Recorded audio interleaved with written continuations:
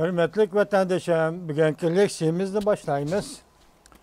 Sözün Rais Hanım Wang Yi bilen görüştü. Söhbetge Prezident Obama hem katlaştı. Mavzulu haber 2. ayının 14. günü Amerika Ovazı'nın Xitay tili programması ilan kılındı. Haber mundaq başlandı. Amerika Qo'shma Shtatları Devlet Bexatarligi Komitetining maslahatchisi Sözün Rais Hanım haftaning 3.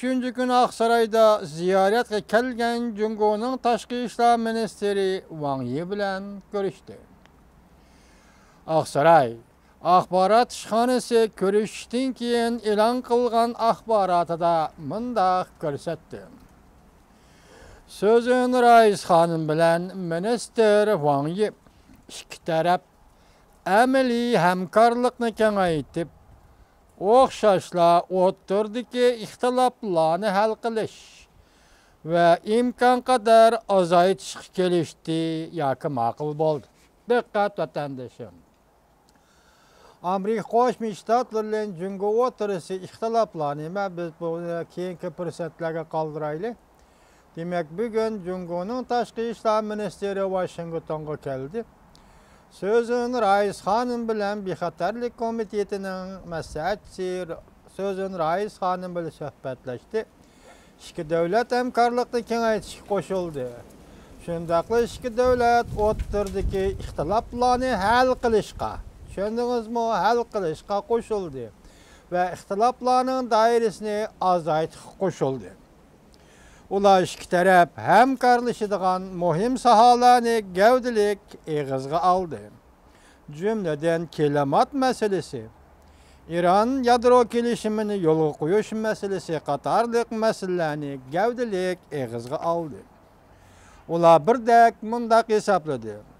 Chavshanning xristianlarga qattiq javob qaytarish, birlikda xalqaro inkas qaytarish intayin muhim. Cümleden Bexatarlik Komitetining Chavshan to'g'risida burun ma'qullagan qarorlarini besib tushadigan qaror ma'qullashmi buning ishida. Ular Chavshanning bir yadro davlat ekanligini qabul qilmaslikka qo'shildi. Sözün Rais Hanım ve Minister Wang Yi efendiler Chavshanning bir yadro davlat ekanligini qabul qilmaslikka qo'shildi.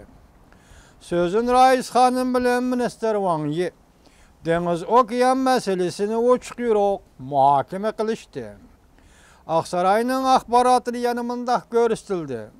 Sözün Rais Hanım konkret tedbir qo'llanib, Amerika ve bu rayondagi boshqa davlatlarning bu meseleni hal qilishiga diqqat qilish to'g'risida Minister Wang Yi'ga aydakchilik qildi.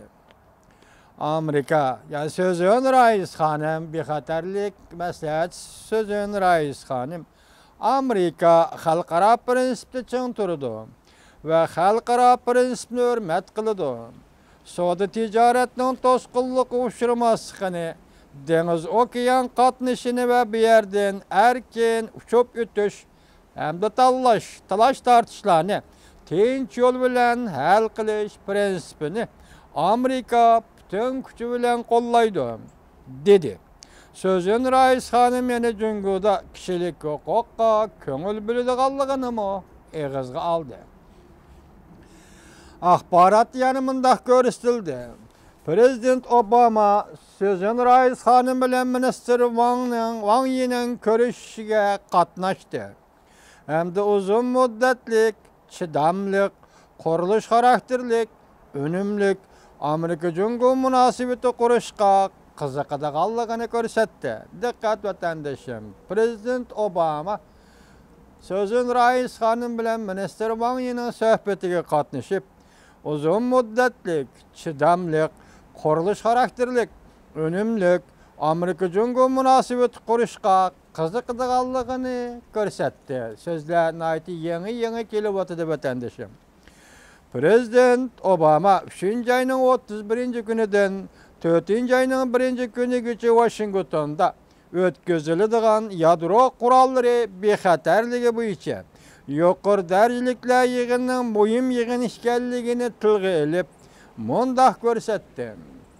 Reis Xi Jinping'nin vekiller ümügünü başlap kelip, bu yığınga katnışışını karşı alıdığallıqını, birlikte tırışçallık görüstüp, bu yığının neticelerine eriştirişini ümit kılıdığallıqını bildirdi. Cungo Taşqı İşler Ministerliğinin Ministeri Wang Yi, haftanın 2. günden başlap Amerika'daki 3 günlük ziyaretini başlagan idi. Yani 25. gününden başlap. Wang Yi Amerika kelipla Amerika Qo'shma Shtatlarının Devlet İşler Katibi John Kerry bilen söhbet ötközdi ve muhbirlarni kutib olish yig'inini o'tkazdi.